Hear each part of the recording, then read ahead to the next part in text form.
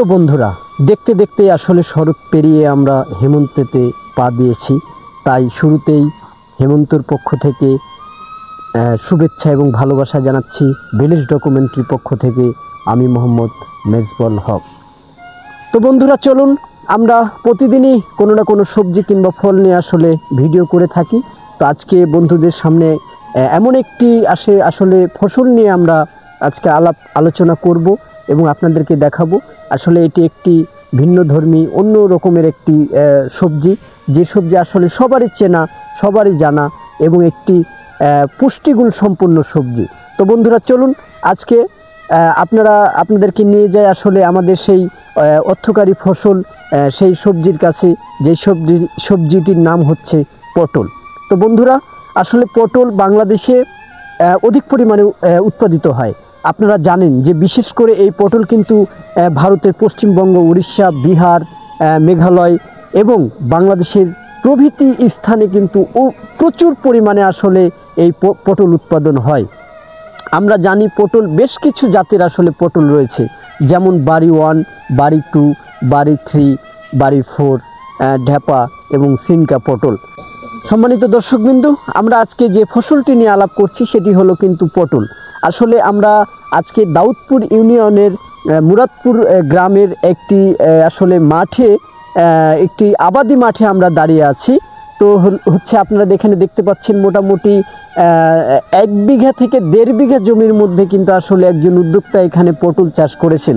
তার আগে পটল সম্পর্কে আমি আপনাদেরকে জানিয়ে রাখি, এটি একটি কম ক্যালোরিযুক্ত ফসল কিন্তু পুষ্টিগুণ সম্পন্ন।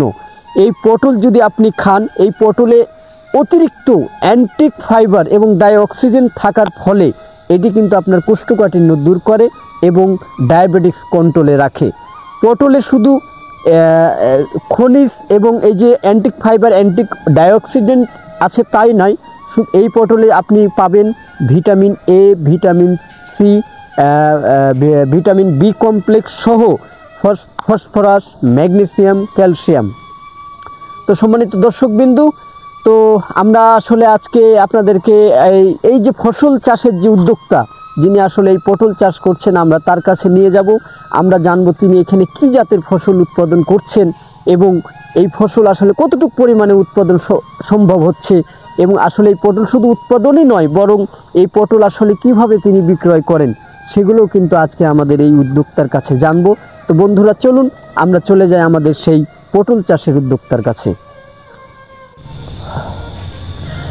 তো প্রিয় বন্ধুরা, চলুন আমরা ঘুরে আসি আমাদের আজকের এই পটল উদ্যোক্তার কাছে। তার সাথে আমরা কথা বলে আসলে জানতে চাইব তিনি আসলে কোন পদ্ধতিতে এই পটলগুলো চাষ করছেন এবং চাষ করে তিনি কতটুকু সফলতা অর্জন করছেন এবং এই পটল চাষ করতে গিয়ে তিনি কোনো সমস্যা ফেস করছেন কিনা সেগুলো সম্পর্কে আমরা জানবো বাজারজাতকরণ প্রক্রিয়া এই পটলের দাম কতটুকু বা কোন সময়ে এই পটলের দাম বৃদ্ধি পায় বা এই পটলের দাম হ্রাস পায়। আমরা সেগুলো সব বিষয় নিয়ে আসলে আমাদের আজকের এই পটল চাষ এই উদ্যোক্তা যিনি আছেন আমাদের এখানে, চলুন আমরা তার সাথে গিয়ে কথা বলবো। আসসালামু আলাইকুম। ওয়ালাইকুম আসসালাম। চাচা, কেমন আছেন? ভালো আছি, আলহামদুলিল্লাহ। ভালোই আছেন। এই যে আমরা এখানে দেখতে পাচ্ছি যে পটল রয়েছে বেশ কিছু জমির পরিমাণ নিয়ে, এগুলো কি আপনি চাষাবাদ করতেছেন? আমার এখানে কি পরিমাণ জমির মধ্যে পটল রয়েছে? এই তো প্রায় 26 থেকে 27 শতক হবে। 26 থেকে 27 শতক। আসলে এই পটল হলো এই বীজ রোপণের আসলে উপযুক্ত সময় কোন সময়? এটা এই মাসে, এই মাস মানে কার্তিক মাস, কার্তিক অগ্রহায়ণ। হ্যাঁ, কার্তিকের মধ্যে লাগানো লাগবে। কার্তিকেই পটল লাগাতে হবে। পটল লাগানোর শুরু থেকে মানে এই যে টালটা দেওয়ার পর্যন্ত, আসলে যে টালটা দেয় এরপরে আসলে বীজ রোপণে কতদিন পরে এটা ফল আসতে পারে, সবজিটা হয় আর কি? এটা নাহলেও প্রায় 3 মাস। 3 মাস? হ্যাঁ, মানে পটল সবজির বীজ রোপণ করার পর 3 মাসের মধ্যে পটল পাওয়া শুরু হতে পারে। আচ্ছা, আসলে এই পটলটা কি 12 মাসেই পাওয়া যায় নাকি পটলের কোনো নির্দিষ্ট সীমা আছে যে এই সময়ে? 12 মাস আসলে পটল হয় না। পটল হাইস্টে হলে আপনার 14 মাস থেকে এই কার্তিক মাস পর্যন্ত ফুল পটল হয় আর কি। চৈত্র মাস থেকে আপনার কার্তিক থেকে চৈত্র, হ্যাঁ, এই পর্যন্ত আর কি পটল হয়। আসলে তো এখন হলো যেটা আমরা দর্শকবৃন্দুর কাছে বলবো যে আপনার হলো যে বিক্রয়জাত প্রক্রিয়া, যে আপনি কিভাবে আসলে এটা বিক্রয় করেন পটল, এগুলো কি বাজারে নিয়ে যান হ্যাঁ। নাকি এখানে এসে না, আপনার কাছ থেকে? বাজারে নিয়ে যাওয়া লাগে এগুলা, আমাদের বাজারে এখানে নিয়ে যাওয়া লাগে। পাটি আসে না। এখান থেকে পটল তুলেন, এরপরে বাজারে ভ্যানে কিংবা গাড়িতে করে নিয়ে গিয়ে যাওয়া বিক্রি হয়। করেন। জি। এগুলো পটল এখন মন কত করে? এখন বর্তমানে বাজার বেশি, পটল কম তো, প্রায় 2000-2200 টাকা চলতেছে। পটল চাষ করতে গিয়ে কি কোনো কীটনাশক ইউজ করতেছেন না করতেছেন না? হ্যাঁ, অবশ্যই কীটনাশক spray তো হবে জাতীয়? না। হ্যাঁ, কীটনাশক তো করতেই হবে। কীটনাশক ব্যবহার করেন? তাহলে অধিক ফলনের জন্য আসলে এখানে কি কি জাতের পটল আপনি চাষ করতেছেন? এটা তো এক জাতীয় পটল, একে বড় ঢেপা বলে, আর একটা আছে হলো চেঙ্কি। হ্যাঁ, আর কি 2-3 জাতের পটল আছে। এই ঢেপা পটলে কি উৎপাদন ক্ষমতা একটু বেশি? হ্যাঁ, এর পাকে কম। পাকে কম। তো এই পটল চাষ করে সর্বশেষ যেটা প্রশ্ন, পটল চাষ করে কি লাভবান হচ্ছেন নাকি কোনো সমস্যা দেখতে পাচ্ছেন? না, মোটামুটি ভালোই আছে, কিন্তু এই বছর একটু পটলের একটু সমস্যা দেখা দিয়েছে, বেশি দিকে দাম একটু বেশি। আপনি কি মনে করেন যে সঠিকভাবে পটল গাছ রোপণ থেকে শুরু করে এর পরিচর্যা যদি সঠিকভাবে করা যায়, একটি কলা কৌশলে যদি এর পরিচর্যা করে আসলে এটিকে কৃষি যারা উপদেষ্টা রয়েছেন, কৃষি বিষয়ে ভালো জানেন, তাদের পরামর্শ যদি নিয়ে কাজ করা যায় তাহলে অধিক ফলন পাওয়া সম্ভব কিনা? হ্যাঁ, সম্ভব, মোটামুটি ভালো সম্ভব। সম্ভব। কোনো লসের কোনো কারবার নেই, মোটামুটি আয় ভালো আছে, পটল আয় ভালো আছে।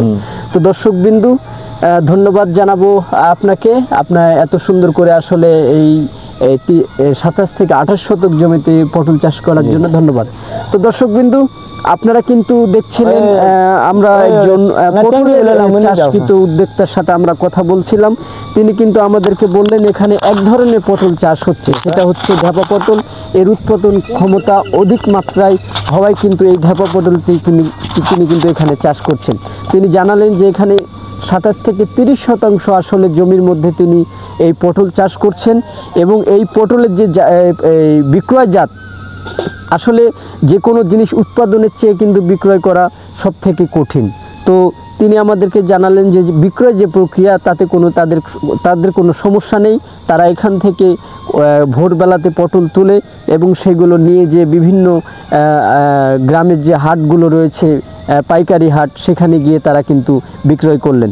তিনি বললেন যে ভালো কৃষি বিষয়ক উপদেষ্টা, আসলে কৃষি সম্পর্কে যাদের অধিক জ্ঞান রয়েছে, কৃষি সম্পর্কে যারা আসলে জানেন এবং বোঝেন, তাদের পরামর্শ নিয়ে সঠিক কলা কৌশল ব্যবহার করে যদি আসলে পটল চাষ করা যায় তাহলে কিন্তু অধিক পরিমাণে পটল উৎপাদন করা সম্ভব হয়। এবং তিনি বললেন যে আসলে তিনি কিন্তু পটল চাষ করে লাভবান হচ্ছেন।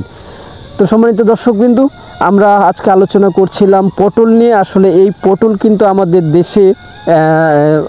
আমাদের দেশ বিশেষ করে ভারতের আসাম, ত্রিপুরা, বিহার এগুলো সহ বাংলাদেশের প্রভৃতি স্থানে আসলে অধিক পরিমাণে কিন্তু পটল চাষ করা হয়।